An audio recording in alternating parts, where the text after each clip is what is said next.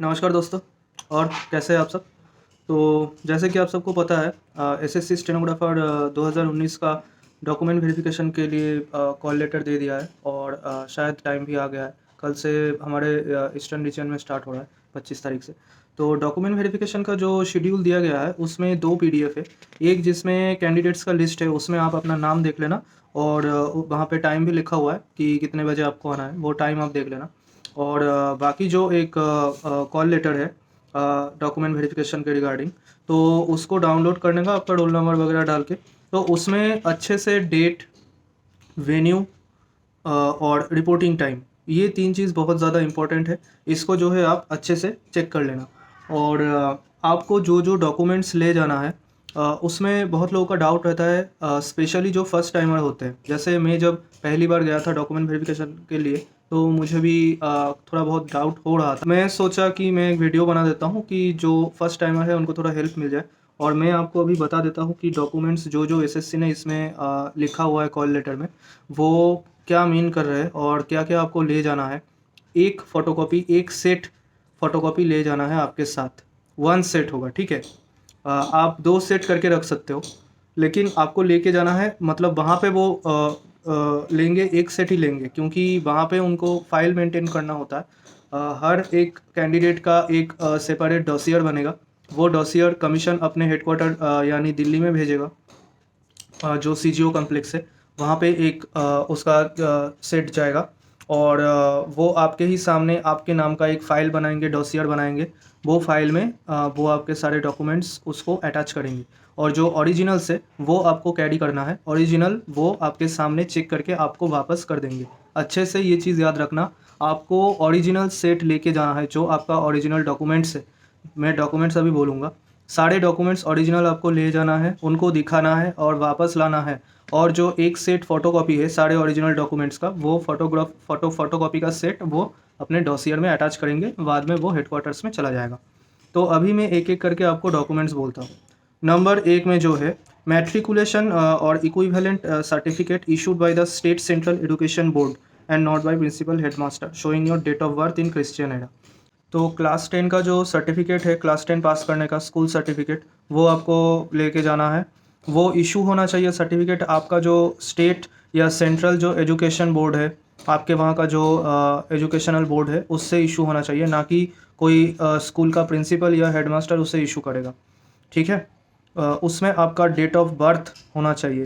आप अच्छे से चेक करना, जो आपका क्लास 10 पास का जो सर्टिफिकेट है, उसमें आपका डेट ऑफ बर्थ मेंशन है या नहीं, ये आपको देखना है। क्लास 10 पास का उसमें डेट ऑफ बर्थ मेंशन होना ज़रूरी है, ठीक है। अगर आपके पास एडमिट कार्ड है उसका, उसमें मेंशन है, वो भी कैरी कीजिए। मार्कशीट भी कैरी कीजिए। अगर मार्कशीट में मेंशन है तो वो कैरी कीजिए। अलग से कभी कोई क्वालिफ़िकेशन सर्टिफिकेट दिया जाता है, क्वालिफ़िकेशन सर्टिफिकेट में आपने चेक करना है कि उसमें आपका डेट ऑफ बर्थ मेंशन है या नहीं, वो भी ले लीजिए, ठीक है। आप कैरी करके लेके आइए।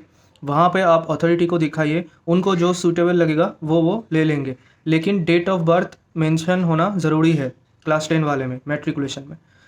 Point 2. All other certificates, degree, diploma, certificate, etc. in support of your educational, technical, professional qualifications and subjects studied at various levels and mark sheets pertaining to all the years of each course, indicating the subjects studied in each year as claimed in your application. आपने application में form भरने के time में जो जो आपने educational qualification mention करके वहाँ रखा है, तो वो सबका मार्कशीट और डिटेल मार्कशीट होना चाहिए। जो भी आप डॉक्यूमेंट्स लाएंगे उसमें मेंशन होना चाहिए कौन सा सब्जेक्ट आपने पढ़ा है और उसमें कितने कितने आपका मार्क्स आए हैं, ठीक है। तो वो मार्कशीट आपको लाना है। उसमें सब्जेक्ट लिखा रहेगा हर साल का, और जो आपने एप्लीकेशन में क्लेम किया है। बाकी जो सर्टिफिकेट या मार्कशीट जो भी आप लाओगे, आपका जो एसेंशियल क्वालिफिकेशन है, मतलब क्लास 12 पास का, जो इंटरमीडिएट वाला जो क्वालिफिकेशन आपका स्टेनोग्राफर का है, मिनिमम क्लास 12 पास होना चाहिए। तो वो क्लास 12 पास वाला जो सर्टिफिकेट या मार्कशीट जो भी आप लाओगे, उसमें date of publication of the result होना चाहिए। जिस डेट में आपका रिज़ल्ट पब्लिश हो रहा है वो डेट लिखा रहता है नीचे, ऊपर, बाएं, दाएं कोने में, कहीं भी आप चेक करके देख लेना, वो डेट वहाँ पे लिखा होना चाहिए। अगर आपके इंटरमीडिएट वाला सर्टिफिकेट में वो डेट होना चाहिए, ठीक है। याद से आप ये चीज़ समझो। अगर आपका सर्टिफिकेट या मार्कशीट में वो date of publication of result वो नहीं लिखा हुआ है, तो आप एक सेपरेट सर्टिफिकेट ला सकते हो जो कॉम्पिटेंट अथॉरिटी इशू कर सकता है। कॉम्पिटेंट अथॉरिटी कौन होता है? जिस बोर्ड के अंडर आप जो है क्लास 12 पास कर रहे हो, ठीक है, वो बोर्ड कॉम्पिटेंट अथॉरिटी है। स्टेट या सेंट्रल बोर्ड होता है, वो एजुकेशनल बोर्ड, वो आपको एक सर्टिफिकेट इशू कर सकता है जिसमें वो क्लियरली मेंशन करेगा कि इतने तारीख को आपका रिज़ल्ट, क्लास 12 वाला रिज़ल्ट आपका पब्लिश हुआ था। तो वो बहुत ज़्यादा एसेंशियल है, ज़रूरी है। 3 नंबर है, जो भी आपका सर्टिफिकेट और डॉक्यूमेंट्स है, आपका कैटेगरी या रिजर्वेशन जो भी है, SC ST OBC EWS, ex serviceman, physically handicapped, जो भी आपका कैटेगरी है रिजर्वेशन का, उसके सपोर्टिंग में जो आपका डॉक्यूमेंट्स है वो आपको लाना है 3 नंबर में। थर्ड पॉइंट ये है, ठीक है। उसका फॉर्मेट आई थिंक फॉर्मेट दिया हुआ था जब नोटिस इशू हुआ था, सर्कुलर जो इशू हुआ था, एग्ज़ाम का जो नोटिस इशू होता है उसमें बिल्कुल लास्ट में फॉर्मेट दिया होता है, उसी फॉर्मेट में वो सर्टिफिकेट होना चाहिए।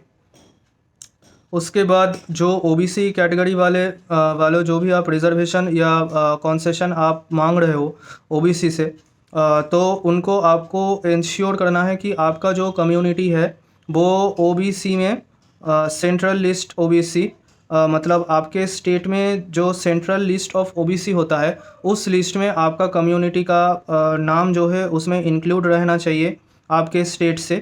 और जो रिसिप्ट ऑफ एप्लीकेशन, एग्जामिनेशन का जो एप्लीकेशन का क्लोजिंग डेट है उससे पहले आपका नाम उसमें होना चाहिए उस लिस्ट में, ठीक है। नहीं तो आपको जो है रिजर्वेशन या कंसेशन का कोई भी बेनिफिट नहीं दिया जाएगा। अगर उस डेट के अंदर आपका कम्युनिटी का नाम वो सेंट्रल, आपके स्टेट के सेंट्रल लिस्ट में नहीं रहता है OBC वाला, तो उस लिस्ट में अगर नाम नहीं रहता है तो आपको जनरल कैंडिडेट के जैसा ट्रीट किया जाएगा और उसमें आपका जो है एज रिलैक्सेशन वो भी आपको नहीं मिलेगा और बाकी जो क्राइटेरिया है उसमें आप आ जाओगे।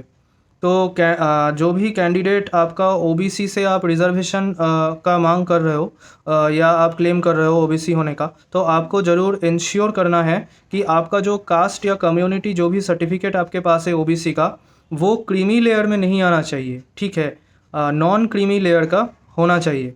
और जो पर्टिकुलर डेट है वो है 18/10/2019, 18 अक्टूबर 2019 से पहले आपका कम्युनिटी का नाम उस लिस्ट में होना चाहिए जो कि नॉन क्रीमी लेयर है, ठीक। इसके बाद नेक्स्ट पॉइंट में आता हूँ। कंप्लीट डिस्चार्ज बुक देना है, जो एक सर्विसमैन है उनको कंप्लीट डिस्चार्ज बुक देना है।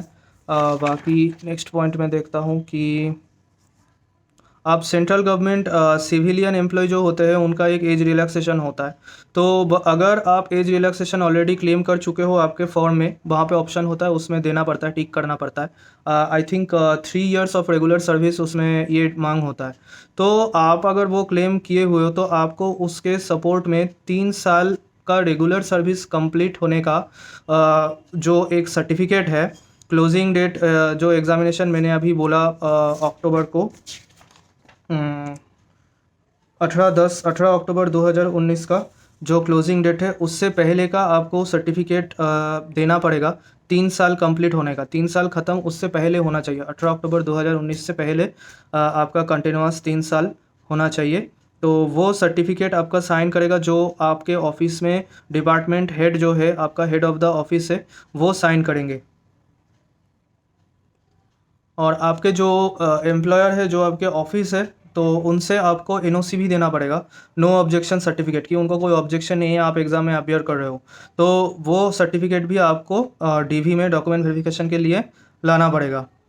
और अगर आप ये नहीं ला पाते हो तो आपका age relaxation claim SSC accept नहीं करेगी। नेक्स्ट पॉइंट है, अगर आप एक डिसेबल्ड डिफेंस पर्सोनल हो तो नेसेसरी जो डिसेबिलिटी सर्टिफिकेट है कॉम्पिटेंट अथॉरिटी का वो आपको लाना है। फ़ोटो आइडेंटिटी कार्ड आप सबको लाना है ओरिजिनल में, जैसे कि voter card, driving licence, PAN card, passport, Aadhaar और आधार या स्कूल कॉलेज का आई कार्ड या आपके ऑफिस का जो आई कार्ड है, हाँ, जो गवर्नमेंट ऑफिस, PSU, प्राइवेट और कोई भी फ़ोटो जिसमें है ऐसा आई कार्ड आपको जो है दिखाना है, जो स्टेट या सेंट्रल गवर्नमेंट से इशू किया हुआ है। तो वो आई कार्ड आपको ओरिजिनल में लाना है और 2 पासपोर्ट साइज़ फ़ोटोग्राफ आपको साथ में कैरी करना है। आप 3-4 कैरी कर सकते हो, पेन बिल्कुल लेके जाना।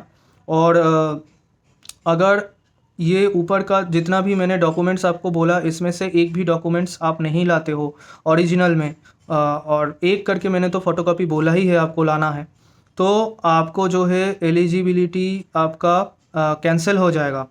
ठीक है, एसएससी आपको आगे की जो स्टेप है उसके लिए कंसिडर नहीं करेगी, और आपका नाम इसके बाद का जो लिस्ट है उसमें नहीं आएगा।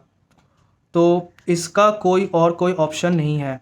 सारे सर्टिफिकेट आपको ज़रूर लाना है ओरिजिनल में, और उसका जो एक कॉपी करके आप फ़ोटोकॉपी करोगे, वो फ़ोटोकॉपी में आपको सेल्फ अटेस्टेशन करना है। सेल्फ अटेस्टेशन मतलब उसमें आपको साइन करना है, जो आईडी वगैरह रहेगा उसमें आपको सेल्फ अटेस्टेड बिल्कुल करना है। पेन तो आप कैरी कर ही रहे हो, आईडी वगैरह का ज़ेरॉक्स में आप साइन करो, और बाकी अगर वहाँ पे अथॉरिटी बोलता है, कमीशन बोलते हैं कि इसमें भी साइन करो, इसमें साइन, तो वहाँ तुरंत साइन आप मार देना, कोई दिक्कत नहीं है।